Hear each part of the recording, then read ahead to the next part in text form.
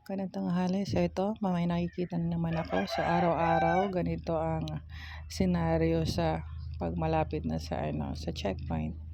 So dami ng motor sa gilid-gilid dahil may natatanaw silang mga pulis sa unahan lamang. So iwas-iwas kasi walang papel. So sayang din naman kung mahuhuli, di ba? So tabi-tabi, mamaya lalayas din naman yung mga pulis na yan eh. So ayan, nag-hi si Kondong. Kumakaway-kaway pa sa kanya. Then sa unahan din, meron din mga motor na naghihintay din na lumayas ang mga kapulisan natin. Sayang naman eh. 500, 1,000. Eh di ko alam kung magkano yung multa na walang mga papel. Gandang tanghali.